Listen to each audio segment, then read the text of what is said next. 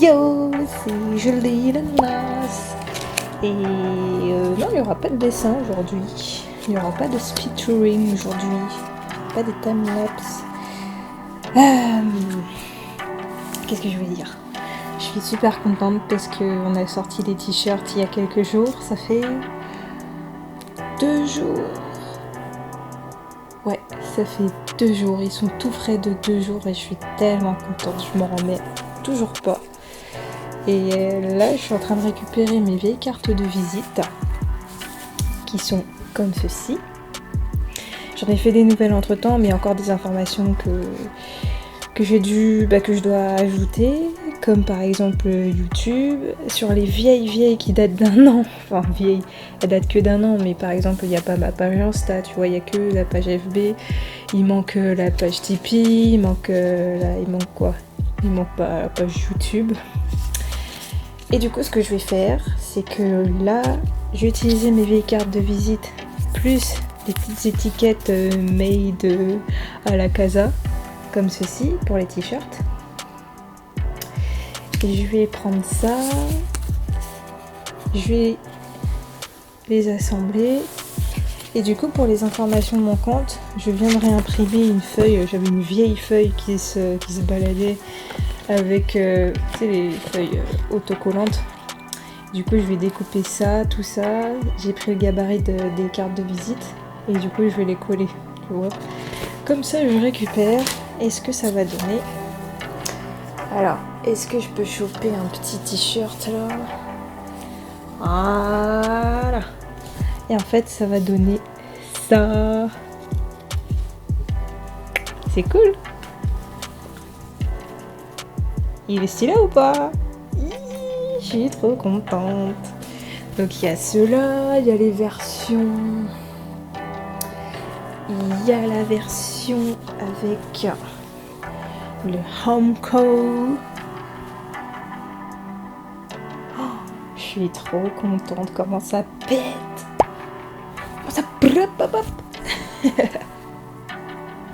Yeah. Moi, personnellement, je me suis gardé une version que j'avais foirée du t-shirt et je l'ai gardé en taille XXL, comme ça va me faire une robe sympa. Je mettrai une photo. Et puis, ouais, je vais commencer. On va parler... Qu'est-ce qu'on va dire aujourd'hui? Je vais absolument rien préparer. Je vais juste partager le fait qu'il faille avancer dans ce petit projet malgré que, comment dire, j'ai eu beaucoup de peur, j'ai eu beaucoup d'appréhension et des fois je me suis même foutue un peu dans la merde, hein. C'était un peu chaud patate parce que des fois tu te dis que t'as pas les moyens, tu te dis que t'as pas forcément le temps. Alors qu'il suffit juste de prendre le temps qu'il faut, tu vois. Alors, en même temps, je fais mes petits schmilblick là. Et je suis pas quelqu'un de riche, hein. Tu crois que je viens d'où? Tu crois que je suis née avec une cuillère en argent, comme on dit? Je suis pas du tout chérie. Je vais te la faire courte, mais ma mère, elle travaillait en tant qu'aide-soignante. Elle se levait à 5h du matin pour filer de Paris jusqu'à Saint-Germain-en-Laye. Pour commencer à 7h du mat. Elle voulait vivre en plein Paris, dans un appartement. C'était du privé, tu vois, même si ça fait plus de 20 ans qu'elle demande un HLM. La meuf, elle a toujours pas eu son HLM. Enfin voilà, tu connais les bails de Paris. Et pour un loyer super cher et tout, et elle a pas pu me donner l'argent qu'il fallait pour comment dire, c'est pas comme quand tu habites dans le 16e, tu vois, et que tes parents ils ont l'oseille, que tu vis avec tes 2 parents, que tes 2 parents ils ont l'oseille, tu vois, c'est pas pareil. Et moi je suis en noir, tu vois. Et non, franchement, je suis contente parce que j'ai pu quand même faire des études, j'ai pu quand même faire des activités qui me plaisent. Et même si des fois la vie elle est très très compliquée, on tente de s'en sortir. Je dis on tente parce que des fois on n'y arrive pas forcément. Ah, je me suis foutu de l'encre. On tente. Et par exemple, ce projet de t-shirt, j'en ai pas sorti beaucoup. J'en ai que très peu. J'en ai à peu près une trentaine, grosso modo. Une trentaine, 30-35 t-shirts. J'ai 3 tote bags. Ça, plus l'allocation de la salle. Plus... qu'est-ce que j'ai acheté d'autre ? J'avais acheté les planches là pour la sérigraphie, le cadre avec la soie que finalement je n'ai pas utilisé parce que c'était trop petit, je m'étais... Apparemment la taille ne correspondait pas du tout. Et ça fait que ça m'a coûté 88 boules, tu vois, d'acheter 2 petites planches de sérigraphie. Et... donc il y a eu ça, après investir dans les t-shirts, ça dépend du nombre de t-shirts basiques que tu veux utiliser. Moi j'en ai utilisé à peu près une trentaine. Donc t'as ça, plus la salle, plus... on va dire que tu peux investir dans les 400 boules, tu vois, mais il faut économiser parce que 400 boules c'est pas... Pour moi c'est énorme, qui n'est pas énormément les moyens, si tu vois ce que je veux dire. Et en fait, j'ai gardé mon petit projet dans la tête, dans un coin de la tête. J'y pense depuis, on va dire, la fin de l'été, de l'année dernière, depuis à peu près août. Ouais, on va dire, j'y pense depuis août, septembre. On va dire septembre, octobre, novembre, décembre, janvier, février, mars, avril. On est au mois de mai, ça fait à peu près 8 mois, grosso modo.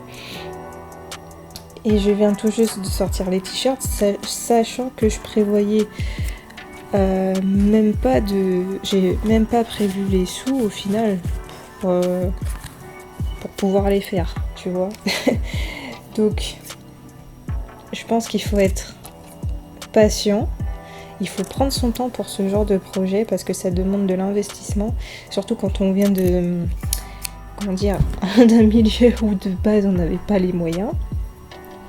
Mais quand c'est comme ça, il faut prendre son temps et réfléchir en fait à chaque...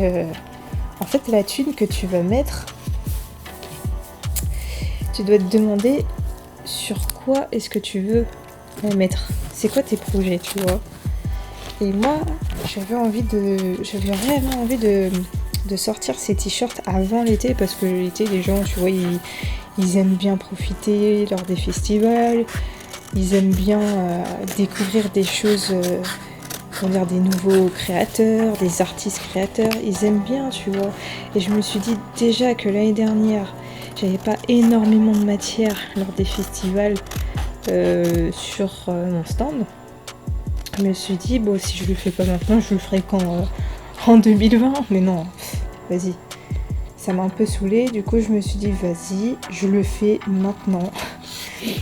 Et pour te faire un schéma, ça s'est passé du coup fin septembre, je me dis été 2019, je sors mes t-shirts, sachant que je me suis lancée dans un crédit pour mon nouvel ordinateur, tu vois. Et ça m'a pas mal plombé. Cette histoire d'ordinateur. Et ça m'a... En gros, j'ai pas pu mettre de côté pour cette histoire de t-shirts. Enfin, qu'il n'y a pas que des t-shirts. Hein. J'ai investi aussi sur... Il y a les écarteurs.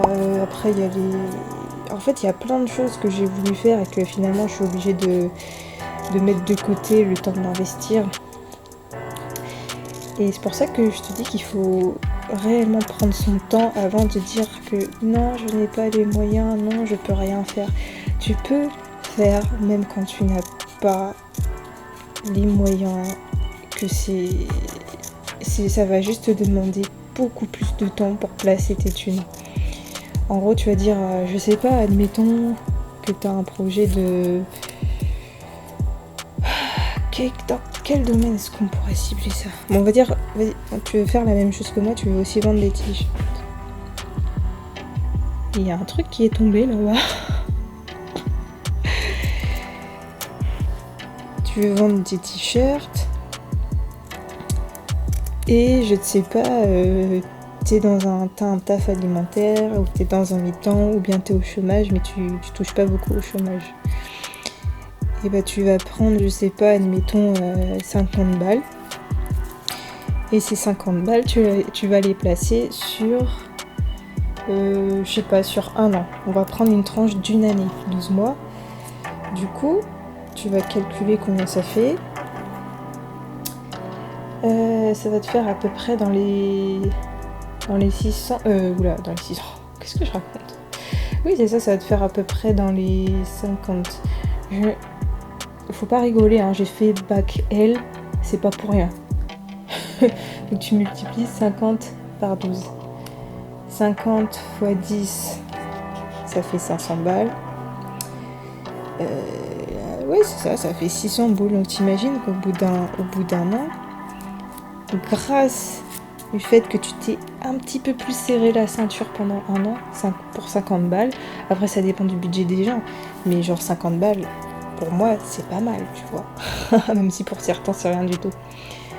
Mais quand tu gagnes pas des masses, ou que t'es auto-entrepreneur, ou que t'es au chômage, ou que t'es en mi-temps, mais que t'as... Enfin, voilà, t'as un loyer à payer, surtout quand tu habites à Paris, en Ile-de-France. C'est chaud patate la vie là-bas, les gars. Putain, c'est chaud patate. Donc tu vois qu'à la fin du mois, il te reste pas grand-chose. Oups, désolé le mic. Et tu dis, je prends mon temps, vas-y. Et là, au bout de 12 mois, tu vois que t'as mis 600 boules de côté. Mais c'est génial. Tu trouves pas ça génial? Faut pas être pressé, hein. Faut pas être pressé, ça sert à rien. Il suffit de prévoir ton truc, ouais, vas-y. Été 2019, ou je ne sais pas, été 2020. Hop, je balance les bails. Boum! Comme ça. Boum! Et puis voilà, on a pris son temps, on a pu investir, on s'est serré la ceinture mais pas de ouf non plus, tu vois, juste ce qu'il faut. Juste ce qu'il faut pour avancer, ne pas trop déprimer parce que je sais pas, des fois ça fait du bien de se faire plaisir aussi. Mais juste ce qu'il faut pour avancer, pour créer et ensuite balancer, tu vois. Et là, je suis super contente. Même si on prend des risques. Franchement, là, je suis super contente d'avoir fait ça. J'ai eu des sueurs froides parce que j'ai eu des plans de thunes qui sont tombés à l'eau. En gros, au début du mois, j'ai eu 3 plans de thunes à peu près. Et sur ces plans de thunes, j'avais calculé et en gros j'avais exactement ce qu'il me fallait pour créer ces t-shirts le mois suivant. Du coup je me suis pas posé la question, je fais ok. Donc j'ai fait ça, l'inconvénient c'est que ces plans de thunes après ils sont tombés à l'eau durant le mois. Et je me suis retrouvée avec, j'avais acheté mes t-shirts, il fallait que je loue la salle. Et finalement, ce qui s'est passé, c'est que le truc, c'est que j'avais toujours le crédit de mon PC sur le dos. C'était juste ça qui me plombait. Et regarde. Ça y est, j'ai collé. Donc au début, c'était comme ça. Hein. Je te montre vite fait. Tu vois. Bon, j'ai collé un peu dégueulasse ici, j'avoue. Mais c'est pas grave. Et ici, au moins je les récupère, tu vois. J'ai pas envie de jeter mes cartes. Attends, elles sont bien. T'entends? Et voilà, c'est cool. Je suis trop contente. Et je lui disais, ouais, j'avais le crédit du PC encore sur le dos. Et je me suis dit, oh là là, comment je vais faire? Heureusement, ma mère m'a toujours appris de garder des thunes de côté.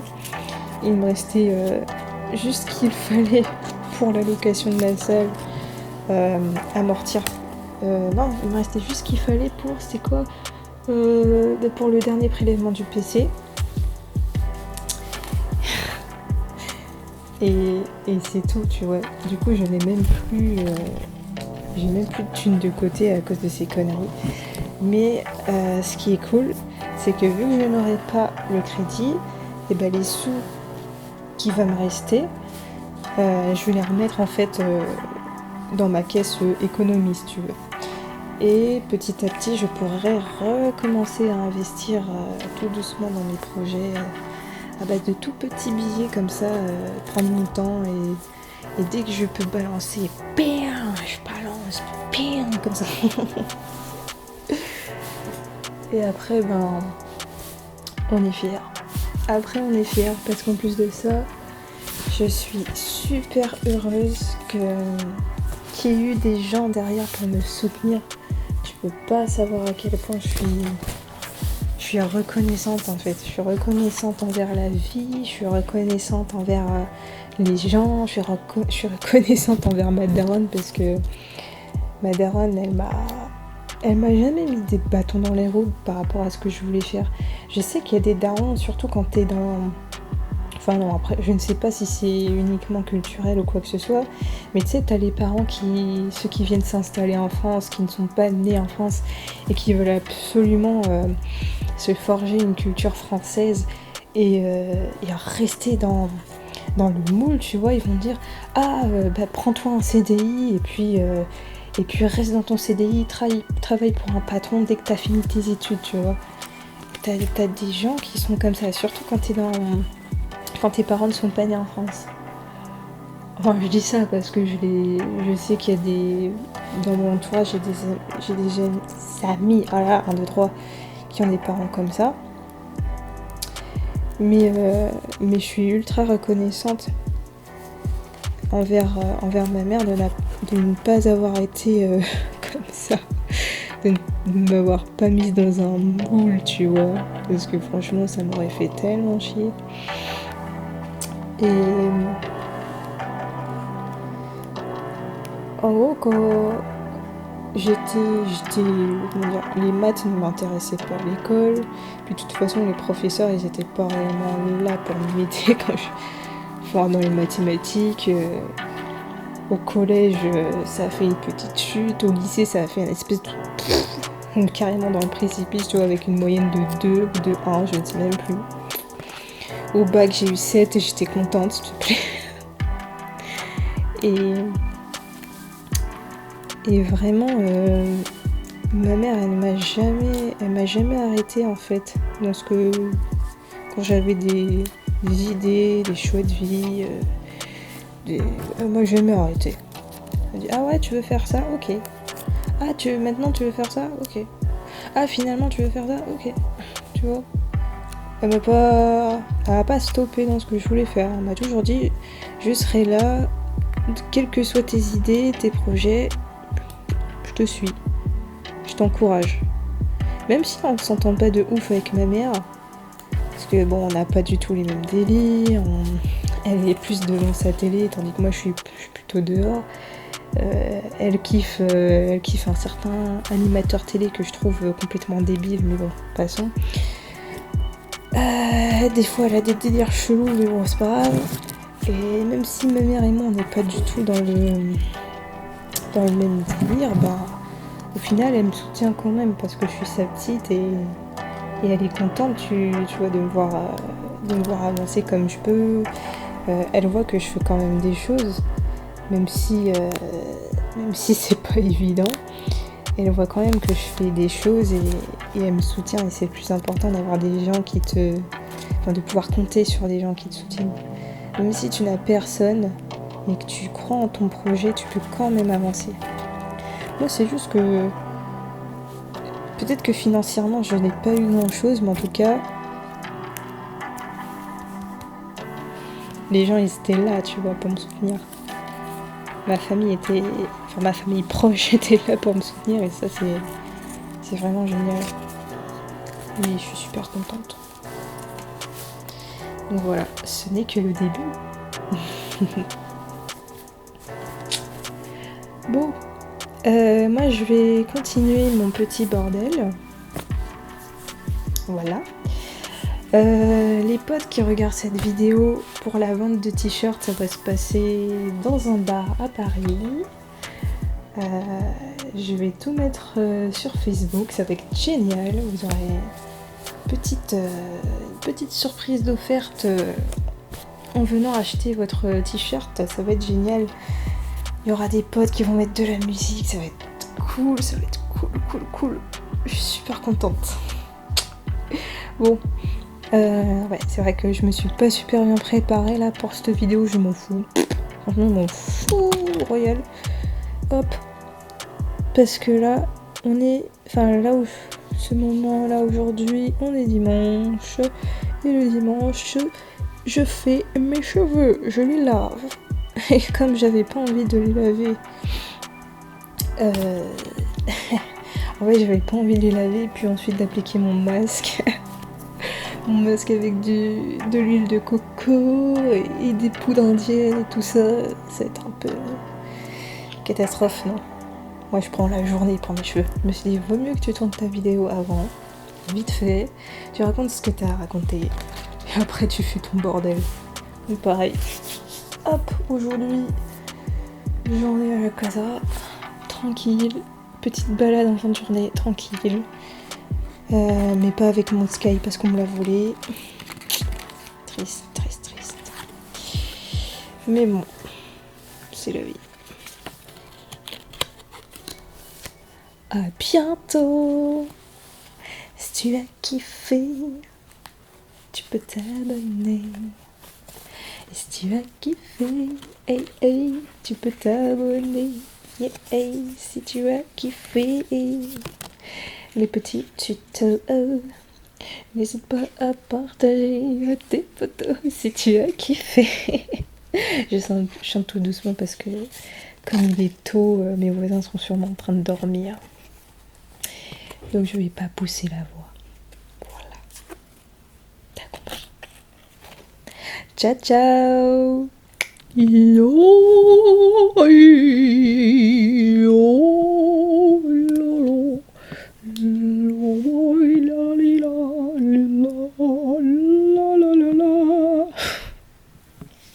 Et t'es artiste enfant.